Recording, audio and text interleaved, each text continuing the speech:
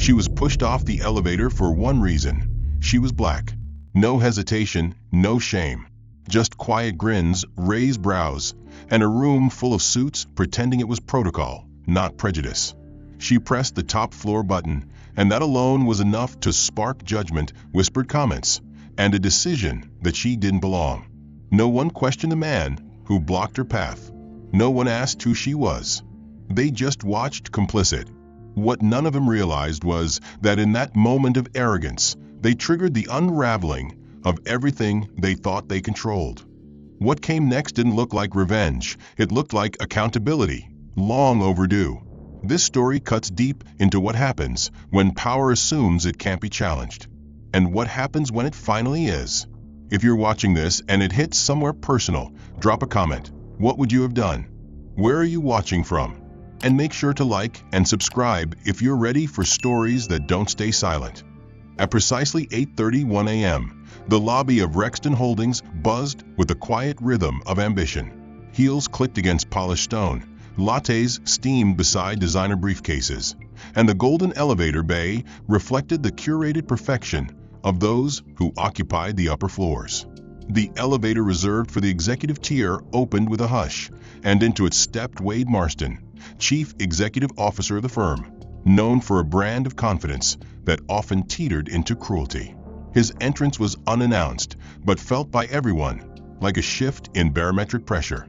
Custom Italian suit, patent leather shoes, and a look that could wither an intern from 20 feet away.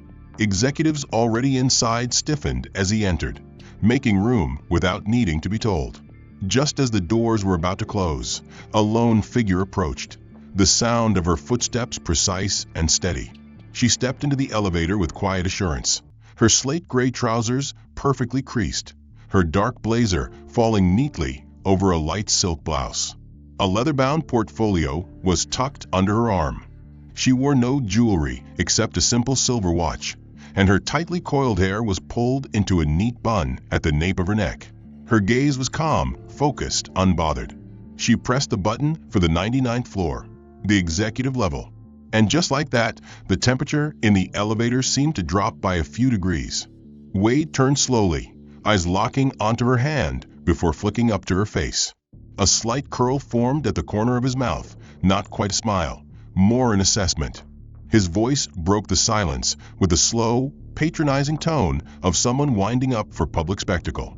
"That's a bold button to press," he said, casting a glance to his CFO beside him, who already wore the anticipatory smirk of someone ready to laugh before the punchline was delivered.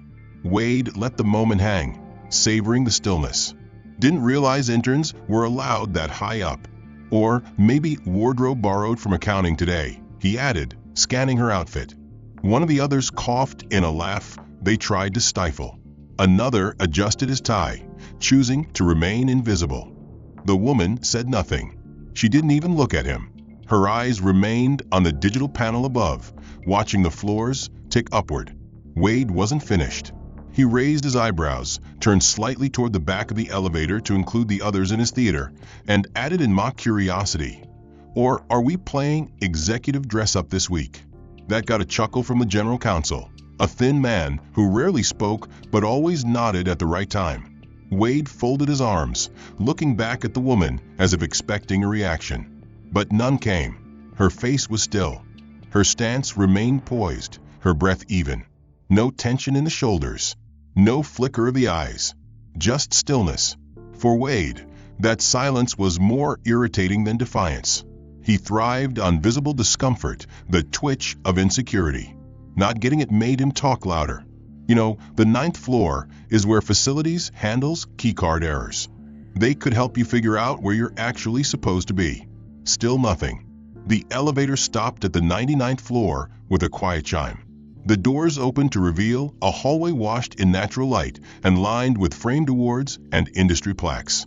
Wade stepped out first, still smirking, flanked by 3 lieutenants who had mastered the art of following power without making ripples. As they exited, the woman made no move. She remained inside, still watching the numbers. The floor was quiet compared to the upper levels, housing legal, HR, and internal compliance.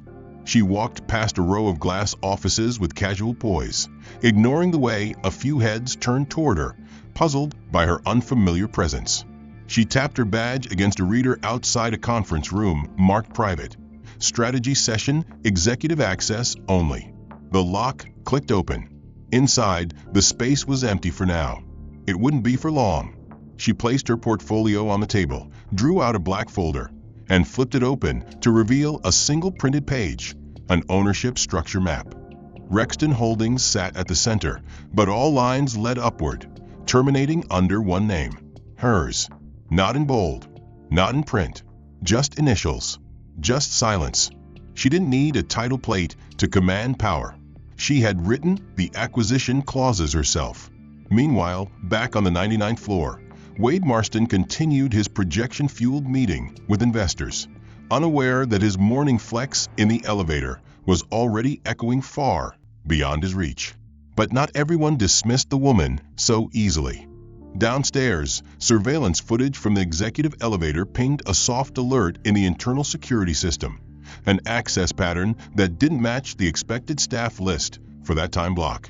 Not an alarm, just a flag. Inside the control room, a junior security officer named Reed tapped his earpiece and said quietly, "Got an unknown badge ping on restricted. Female. Slate gray navy top. Probably wandered up by mistake."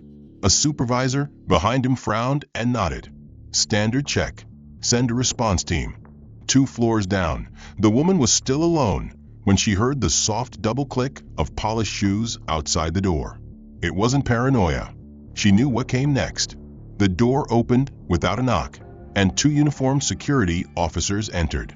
Both professional, both trying too hard not to appear threatening. The taller one spoke first, asking for identification.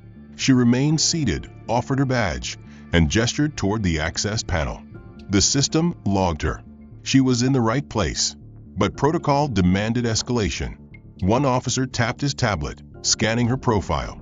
He paused, then frowned, then said quietly, "Sorry, we're going to need to verify this with senior admin. Would you mind accompanying us downstairs?" She stood slowly, collected her folder, and gave a brief nod. Not a single word of protest. That would come later. At reception, as they reached the compliance level, Miles Whitaker was already waiting. His suit was crisp, his smile thin, his tone casual in a way that carried the venom of habit. "You know," he said, folding his arms, "it's a bit early to be wandering around restricted space." The woman didn't respond. He continued, "You might want to stick to your floor until you're given a proper tour. Wouldn't want anyone to mistake your confidence for entitlement." One of the guards shifted awkwardly. Miles gave a tight smile, adding, "And just for the record, that badge of yours? It might open doors, but it doesn't mean you belong behind them. You seem more like a mezzanine kind of hire. Maybe help desk." She held his stare, silent. That's what made him uncomfortable. Not confrontation, but the absence of fear. Still, he pressed, "This building's got layers. People earn their way up. One good outfit doesn't make you C-suite." Her voice, when it finally came, was even and cool. "Your concern is noted." His brow lifted. "That's it? No explanation? No defense?" She turned to the guards and nodded once, dismissing them. They hesitated, exchanged a glance, and stepped away. Her eyes locked back on Miles. "You enjoy reminding people of their place, don't you?" His smile faltered. "What exactly is your role here?" she asked. He straightened, lips tightening. "Deputy Chief of Internal Operations." "Why?" She stepped closer, not aggressive, but calm enough to disarm. "Because I find it interesting how easily you assume." He scoffed. "I've been in this company 23 years. I know how to spot a pretender." "Then perhaps," she said, "you should start reevaluating your instincts." Without another word, she turned and walked toward the exit. No rush, no stumble, no apology, and still, she left behind a silence that unsettled him more than shouting ever could. Miles stared after her, then pulled out his phone. He typed a message to Wade. "We've got a situation. Someone's been accessing strategic zones. Name's Alana. No last name in the badge log. Might be a leak." or worse. Send it. Back in the boardroom, Wade didn't even pause between slides. His phone buzzed. He glanced at it, smirked, and typed back, "Handle it. Let security know she's not to access top floors again." Probably a contractor trying to impress. Miles read the reply, pocketed his phone, and turned to the security staff. "Update her access. Strip top-level clearance. Don't delete her badge. Just cage it to ground-level admin zones. Let her figure it out when it stops working." The message's subject line read "Elevator Royalty" and featured a low-resolution image captured from surveillance footage. It showed a still of the woman standing calmly beside Wade, her posture firm, her chin high, while the others in the frame appeared visibly amused or indifferent. Below the image, a caption read, "She thought floor 99 was for networking. Maybe HR forgot to tell her we don't do tours." There was laughter in the comments, laughter disguised as banter, but it was the kind that left a stain. Someone had even sketched a crude caricature of her standing in an elevator, wearing a tiara made of sticky notes, with the words "Queen of Nowhere" scrawled in red across her blazer. By noon, the thread had circled its way through marketing, operations, and legal, gathering emojis, off-color jokes, and eye-roll reactions from those too timid to call it out. The woman's name wasn't mentioned, but the context was clear. Everyone who had seen her yesterday knew, and that was enough. On the surface, the company hummed with productivity. But beneath, a culture of casual cruelty was surfacing, emboldened by the permission of silence. In the penthouse suite, Wade Marston was hosting a private lunch with two prospective investors from Zurich. The table was set with seared scallops, rare steaks, and imported mineral water poured from bottles chilled in silver buckets. Wade reclined in his chair, arms loose at his sides, confidence radiating in controlled waves. The conversation had drifted from revenue projections to corporate culture, and Wade, never one to pass on a good story that made him look larger, leaned in with a chuckle and said, "Let me tell you what happened in the elevator yesterday." He recounted the moment in vivid detail, mimicking her calm demeanor with exaggerated calm, parodying her silence like it was comedic theater. "She just stood there," he said between bites, like she owned the place. The room chuckled politely. One of the investors raised an eyebrow and said, "So what did you do?" Wade grinned and replied, "I reminded her where the power was. Told her she could get a real tour if she ever made it past reception." The laughter came more freely now, lubricated by wine and group consensus. No one at that table questioned the integrity of the story. They assumed it was harmless, just another example of Wade being Wade.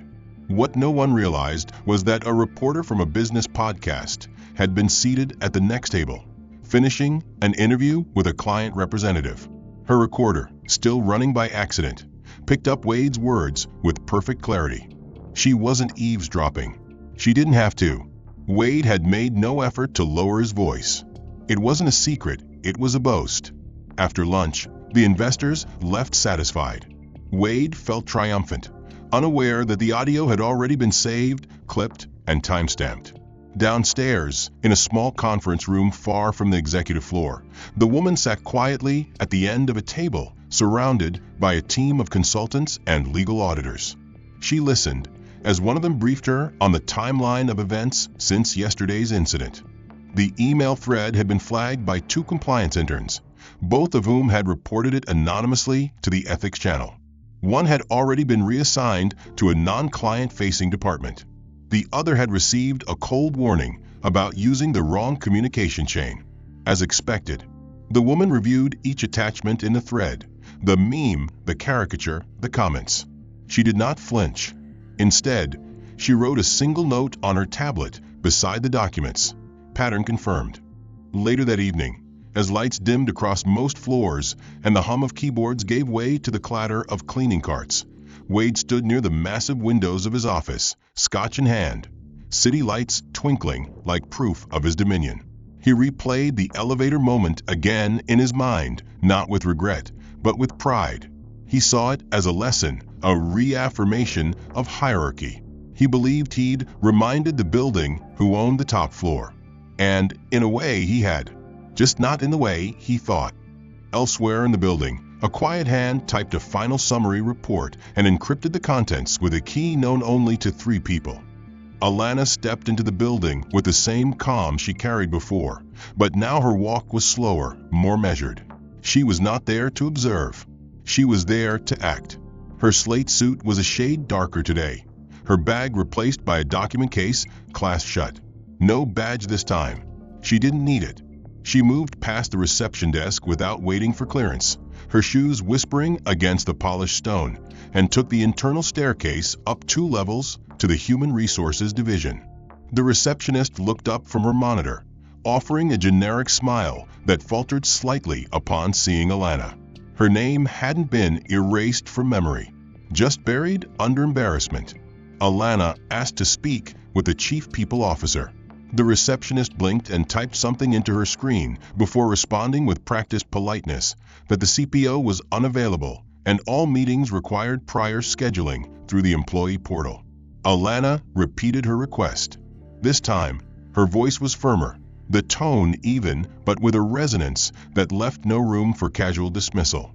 The receptionist hesitated, made a call, whispered into the receiver, and nodded before directing Alana to wait in a small lounge nearby. 10 minutes passed. Then 20. No one came. At the 30-minute mark, a mid-tier HR manager named Lydia Wilkes appeared, clipboard in hand, and greeted Alana with a smile too bright for sincerity. She explained that the Chief People Officer was currently engaged in executive planning and unavailable for the foreseeable future. When Alana asked if her meeting could be scheduled as soon as possible, Lydia's smile strained further, and she suggested submitting a formal request through the conflict resolution portal, noting that all claims must be reviewed internally before in-person meetings could be arranged. Alana responded with clarity and detail, recounting the incident in the elevator, the security removal, the verbal comments from Miles, the inappropriate email thread, and the caricature. Her summary was clinical, chronological, and devoid of emotion. Lydia jotted down notes quickly, her pen scratching against the paper in an effort to appear attentive. When Alana finished, Lydia folded the clipboard and said she appreciated the concern and that all matters of employee discomfort were taken seriously at Rexton Holdings. When Alana asked if an ethics committee would be involved, Lydia's tone shifted slightly. She said the incident didn't seem to rise to the level of formal misconduct unless clear evidence could be presented, and that it was best to resolve workplace misunderstandings at the team level first. When Alana inquired about the internal policy for documenting discriminatory language or abuse of authority, Lydia replied that those guidelines were confidential but enforced consistently. Alana nodded once, thanked her, and stood to leave. Lydia did not offer to escort her out. On her way down the corridor, Alana passed by a small kitchenette where 2 employees from corporate compliance were discussing weekend travel plans. One of them, a man in his early 40s with reading glasses tucked into his shirt collar, looked up as she passed and called out softly, asking if she had a moment. His name tag read Marcus Hale. He waited until the hallway was clear before stepping in closer and lowering his voice. He said he had seen the email thread yesterday before it was scrubbed and logged. He had taken a screen recording. It wasn't authorized, and he didn't want to be implicated. But he also didn't want to stay silent. He told her that what happened in the elevator wasn't isolated. That kind of thing happened often, just not always in public. He said that unless she had hard evidence, the company would bury her complaint under process delays and policy reviews. He didn't speak out of pity. He spoke out of quiet fatigue, the kind of weariness that builds from watching patterns repeat while pretending it's just an oversight. Alana looked at him for a long moment and then asked what he wanted in return. He said nothing. Just make sure they see it this time. She walked away without responding. At noon, a new version of the elevator video was circulating among the upper echelons of the company, edited with captions and sent as a joke through encrypted chat channels. It showed Wade gesturing dramatically while the caption read Motivational Mondays, Know Your Place Edition. Someone added background music. Another suggested turning it into a company meme. HR didn't issue a statement. No one was reprimanded. The culture protected itself like armor. By 3 in the afternoon, Alana received an automated email stating that her request for conflict mediation had been denied due to insufficient documentation and lack of formal supervisory corroboration. A second line offered a reminder about her obligations under the Professional Behavior Clause, and that further complaints without merit could be considered a disruption to organizational cohesion. The message was signed by an assistant manager and marked as final. Meanwhile, across the building, Miles Whitaker received a forwarded copy of Alana's complaint summary. Outside her glass partition, most employees walked by without acknowledgement, though a few cast wary glances, as if uncertain whether she still held official ground beneath her feet. At precisely 4:06 p.m., her email refreshed with a notification flagged as high importance. The subject line read Administrative Action, Notice Immediate Attention Required. The message, short and sterile, stated that based on ongoing concerns regarding her conduct and alignment with company protocol, Rexton Holdings had decided to end her assignment effective immediately. It included no direct accusation, no reference to the elevator incident, no mention of the caricatures, the commentary, or the quiet targeting. Only the phrase misalignment with corporate behavioral standards. Her final paycheck would be processed by week's end. Her badge access had been suspended. Her workstation would be locked within the hour. A final sentence advised her to proceed to the second-floor exit, where an HR escort would meet her to collect all remaining property and ensure a smooth transition out of the premises. Alana read the message twice. Then she closed her laptop without comment, placed it into her case, and stood up. She walked slowly to the elevator bank, aware of the shift in energy that followed her like a faint aftershock. A group of employees at the far end of a hallway fell silent as she passed. One of them whispered something under his breath and stifled a laugh. Another stepped away into a nearby office, avoiding her eyes. None of them stopped her. No one asked why. When the elevator doors opened, a man in a dark gray suit stood waiting, tablet in hand, earpiece tucked tightly. He offered no introduction, only a nod of recognition. He was there to complete a checklist, not to speak. As they descended in silence, Alana stared ahead without flinching, her reflection in the mirrored door framed by numbers ticking downward. At the second floor, they stepped out into a side corridor that connected to a discreet exit used mostly for vendors and contracted services. A plain security officer was already waiting at the glass turnstile. He looked uncomfortable, his uniform crisp, but his gaze lowered.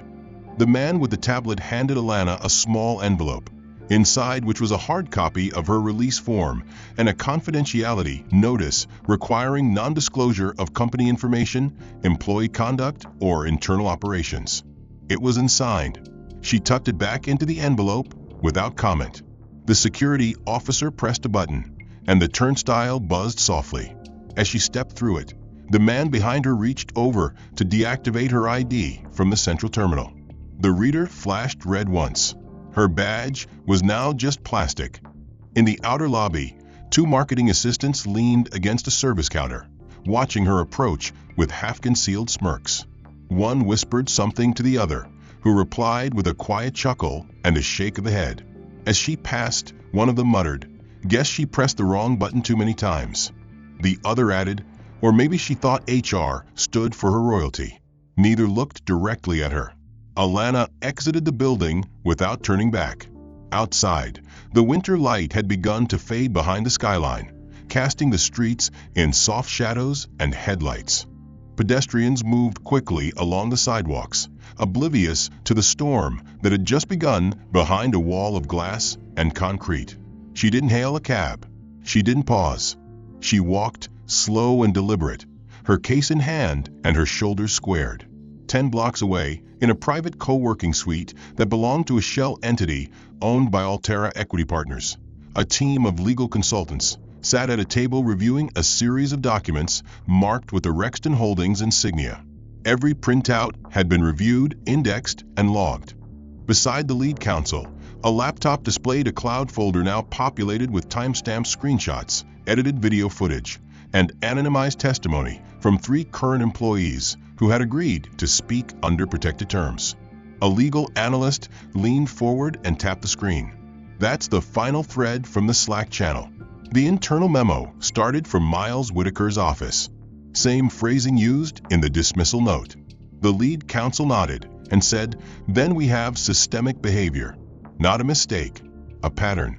At that moment, Alana entered the room, placed her case on the table, and slid a USB across the surface. Final audio from the investor lunch. Clear enough for a broadcast, legal enough for litigation. One of the team members looked up and asked, "Are you ready for them to know who you are?" Alana didn't hesitate. Let them find out the way they treated me wasn't just wrong. It was recorded.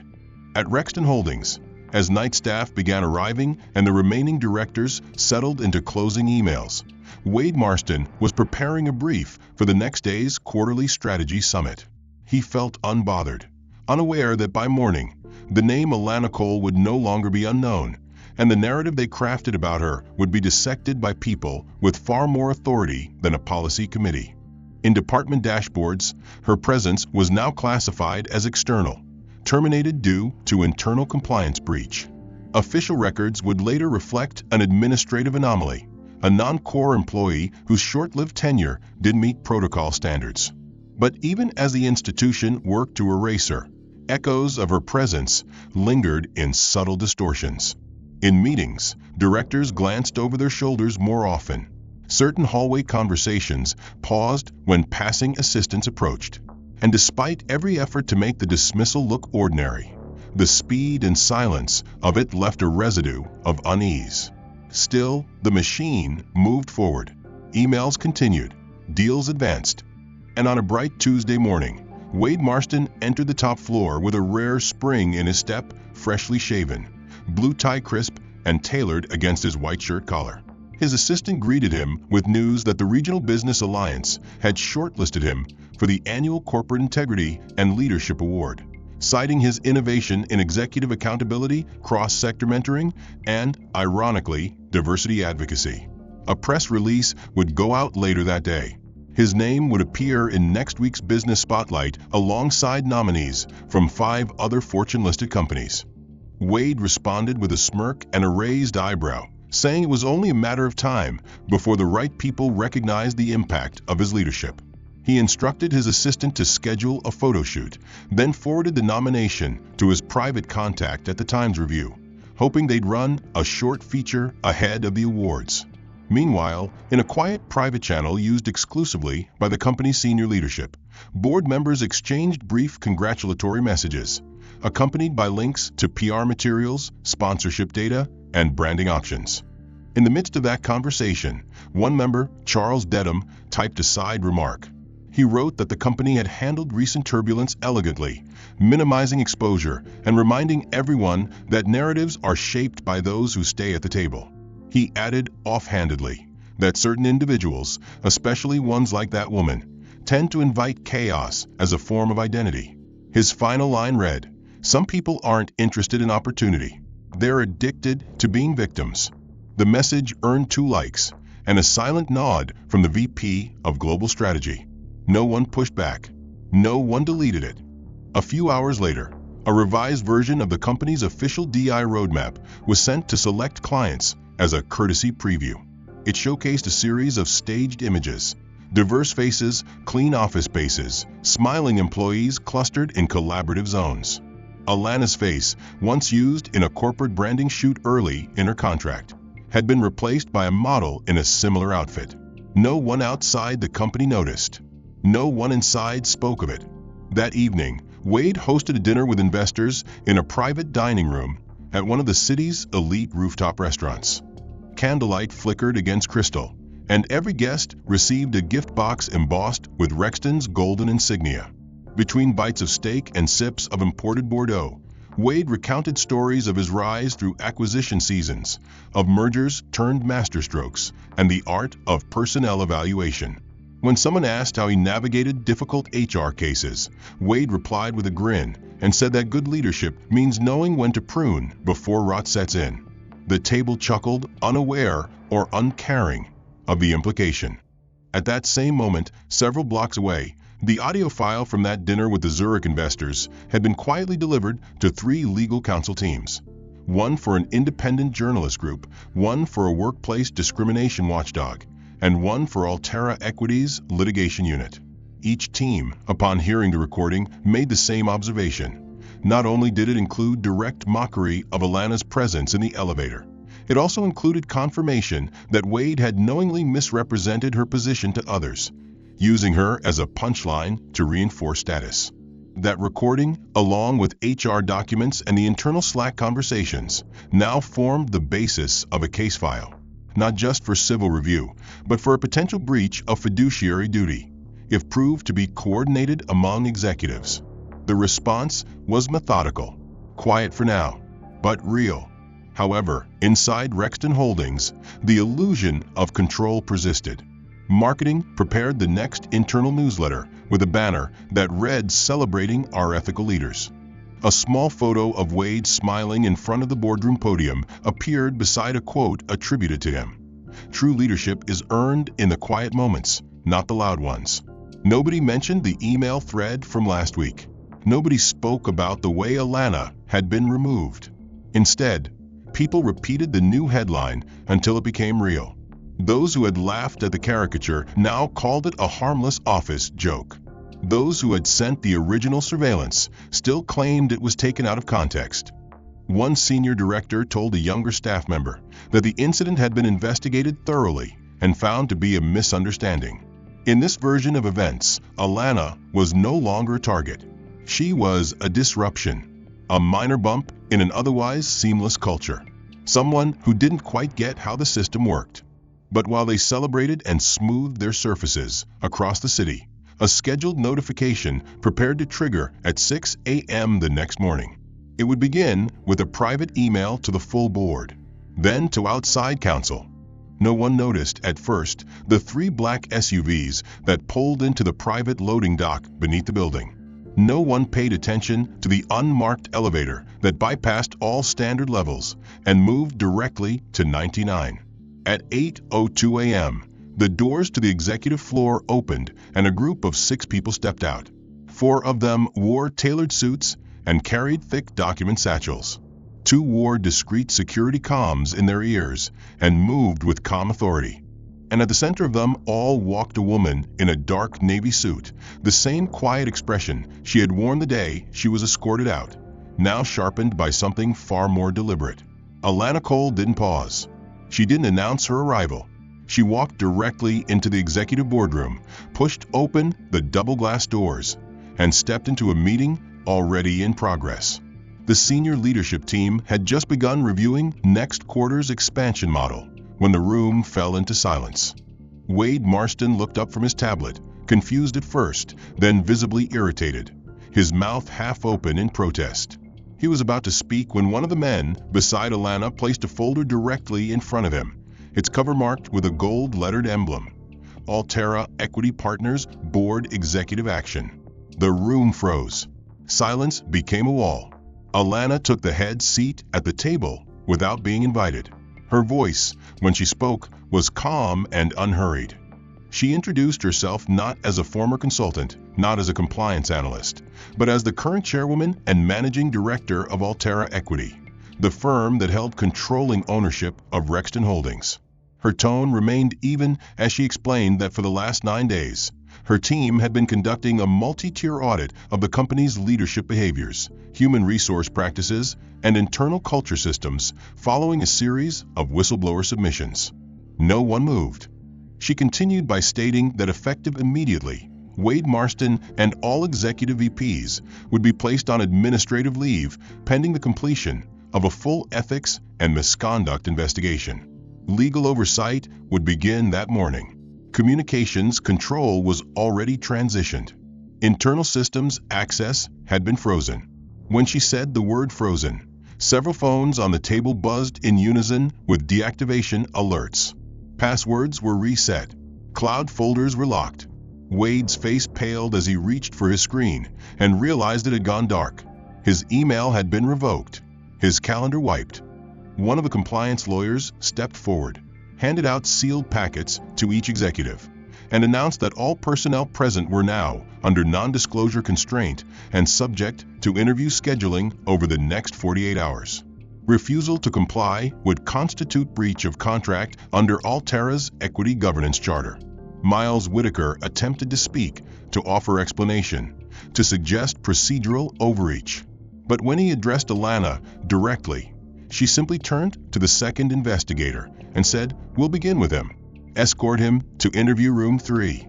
Miles stood reluctantly, his chair scraping against the floor, and was walked out in silence. Others followed. Some protested. Others looked to Wade for direction. But Wade had sunk deeper into his chair, eyes fixed on the documents in front of him, his face blank with shock. At no point did Alana raise her voice. She didn't need to. Her presence had become the new center of gravity in the room, a shift so total that even those who had mocked her could now only obey. Downstairs, word of the shakeup spread like voltage through fiber. Staff stared at deactivated calendar invites. Meetings were abruptly canceled. One VP's assistant tried to log into her boss's email and received a restricted access message, followed by a prompt to return all company equipment by end of day. On Slack, where caricatures had once been shared in secret, silence reigned. Even the boldest whisperers now posted nothing. By 10 a.m., an email from Altera's press office was sent to all departments. Effective today, the executive operations of Rexton Holdings will undergo temporary restructuring in alignment with a governance-led investigation of workplace equity standards. The message was signed not by PR, but by Alana herself. At 10:35 a.m., the same message hit external media outlets. One by one, industry insiders picked up the story. Boardroom equity coup. Internal audit triggers mass suspension. Ethics probe launched at billion-dollar firm. And then, quietly, Alana left the executive floor. She didn't linger. She didn't gloat. She simply handed the reins of the investigation to her appointed transition team and exited through the same elevator that had once carried her downward, silenced and dismissed. Only now, the elevator stopped for her. Every floor opened when she pressed. At street level, she stepped into the SUV without speaking. In place of Wade's morning leadership brief, Alana Cole convened a transition meeting via secure video conference. On screen appeared department leads, external legal observers, and appointed interim advisors. At the center of it all, Alana's presence grounded the call with quiet authority. She announced that operations would continue under restructuring and that leadership roles would be provisionally reassigned based on ethics evaluations, not tenure. When someone asked what that meant in practice, she answered clearly. Accountability would no longer be optional. At 9:15 a.m., Miles Whitaker was summoned to a small internal meeting room. He arrived guarded, defensive, still wearing the sharp suit he had once used like armor, but the lines on his face had changed. His usual smirk was gone. Waiting inside was a member of the ethics committee, an observer from Altera Equity, and Alana herself. She sat at the head of the table, a leather-bound report in front of her marked interim status, internal conduct review.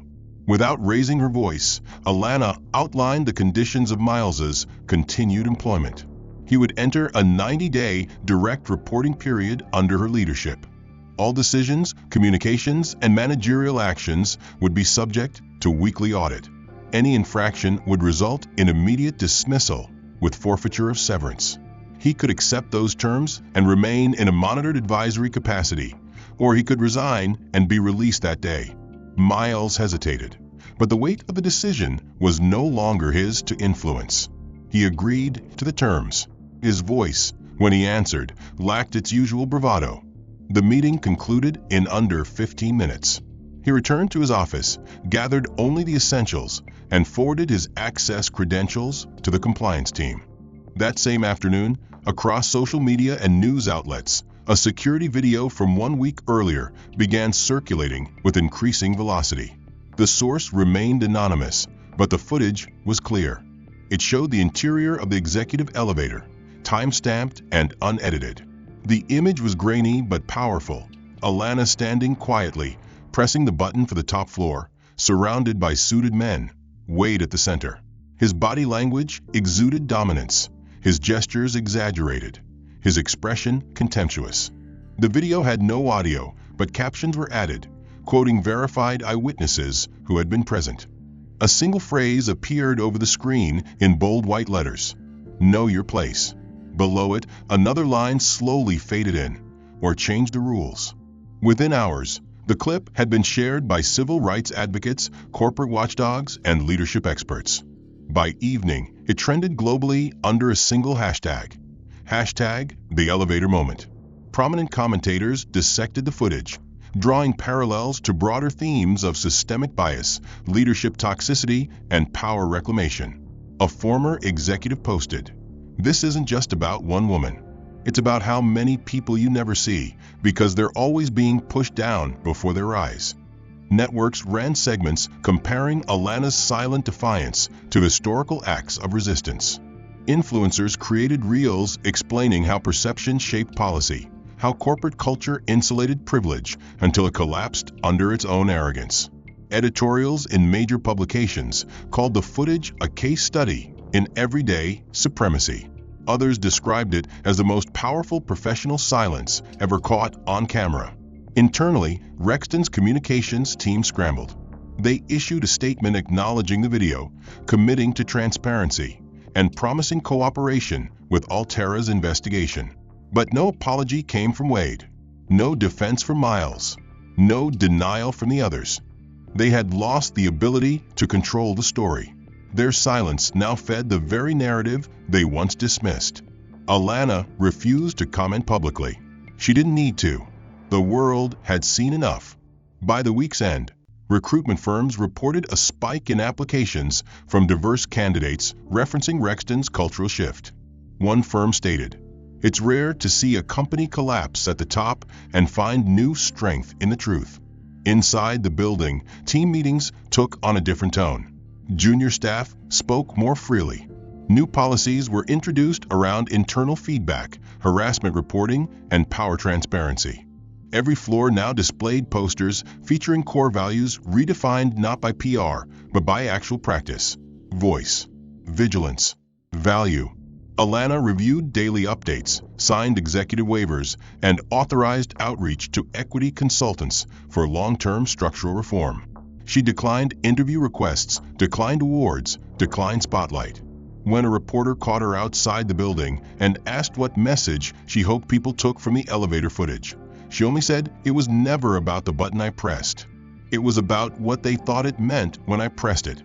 That quote alone was printed on the cover of next month's edition of Corporate Ethics Today.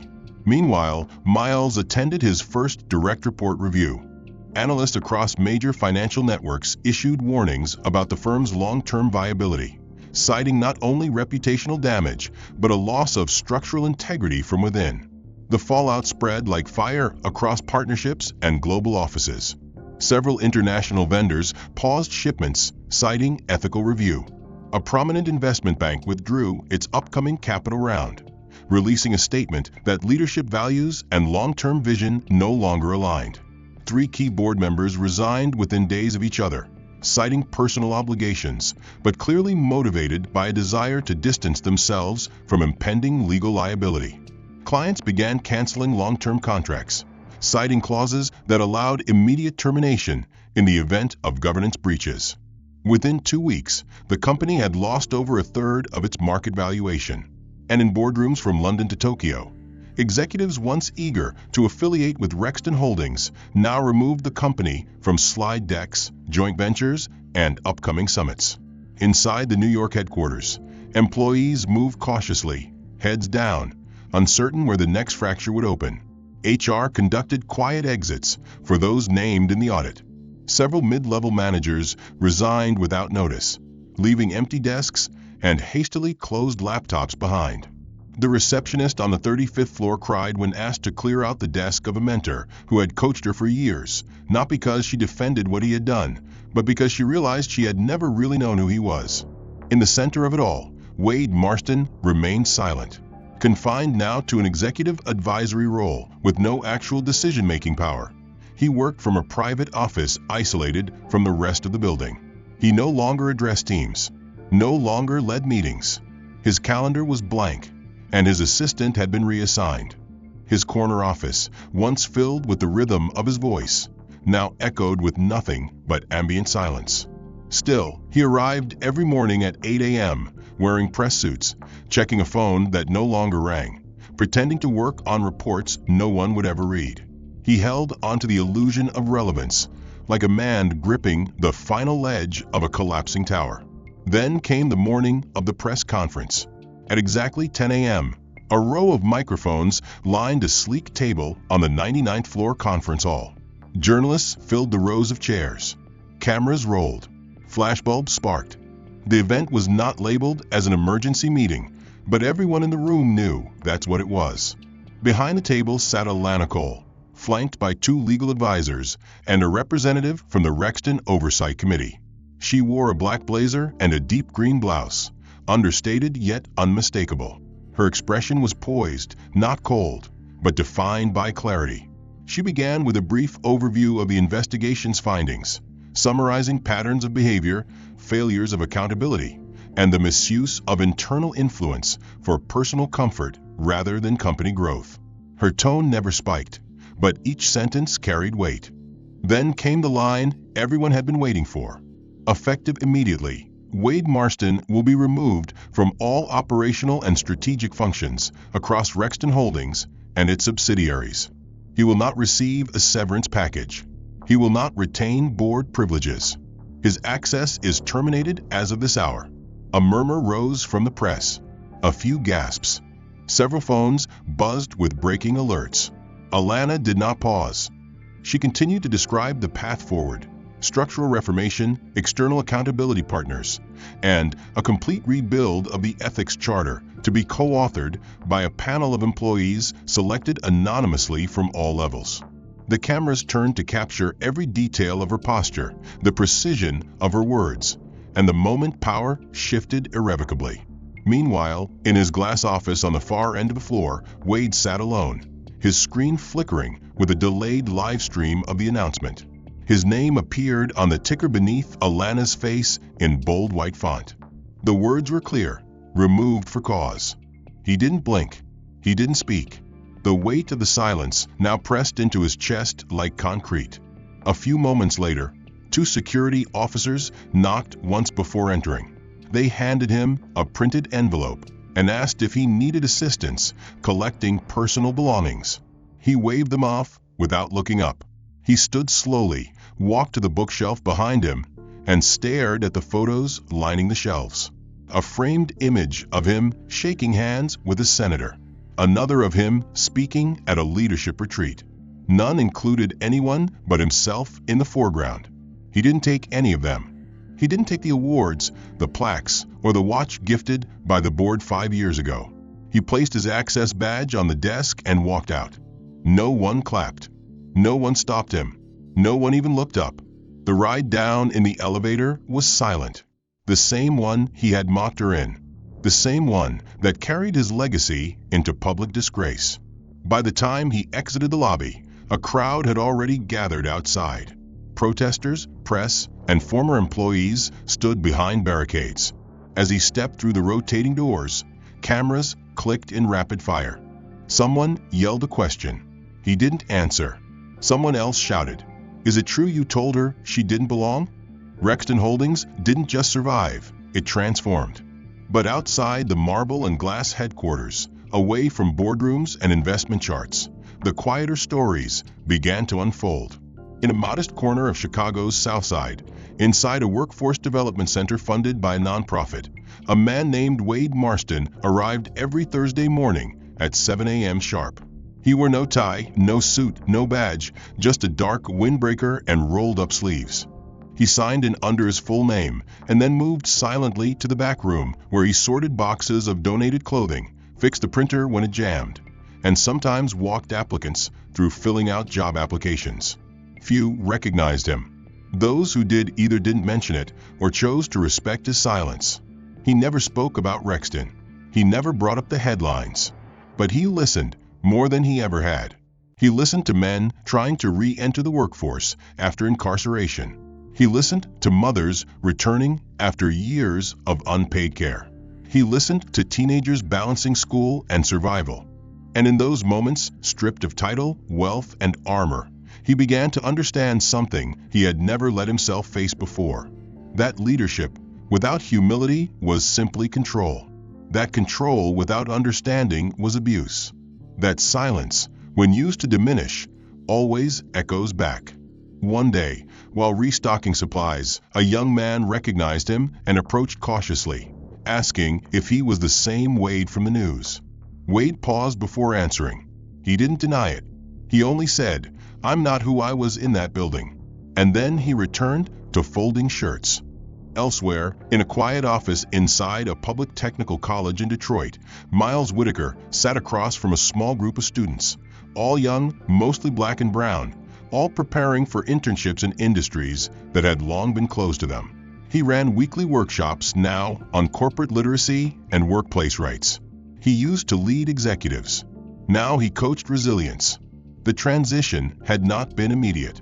4 weeks after his disciplinary review, he had lingered at Rexton in his probationary role, fulfilling every reporting requirement with precision, but no real reflection. But change doesn't always begin with guilt. Sometimes it begins with exhaustion. One day, after reviewing yet another incident report from a former team member who had described his past leadership style as intimidating and performative, Miles sat alone in the break room and stared at the wall for a long time. The next morning, he resigned. He declined the exit interview. He didn't try to justify. Instead, he wrote a letter, handwritten, addressed to Alana, no return address. In it, he acknowledged his failure to recognize the culture he had helped build.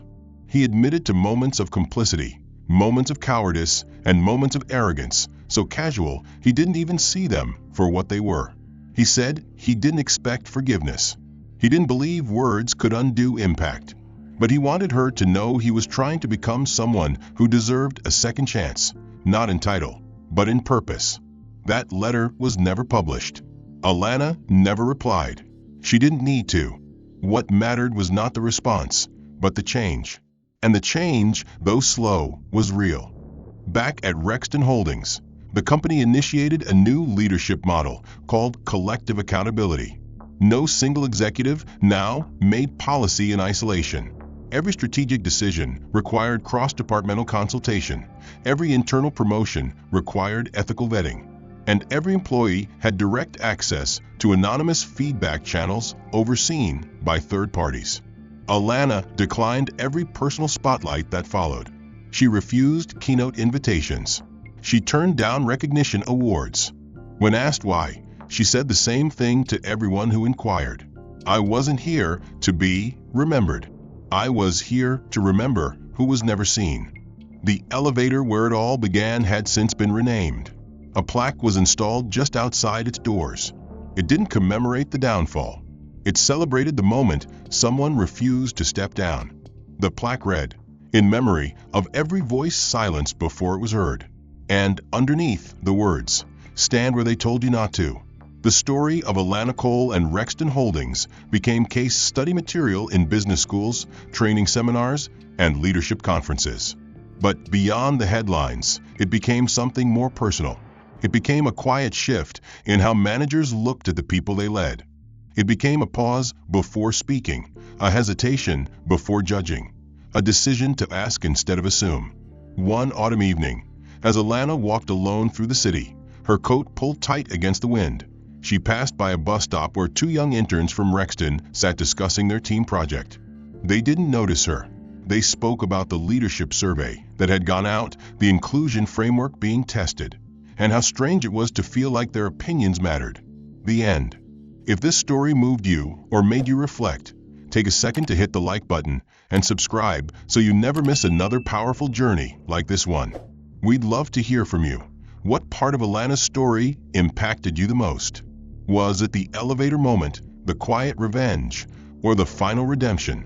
And where in the world are you watching from? Drop a comment below and let's talk about it. Your thoughts matter here.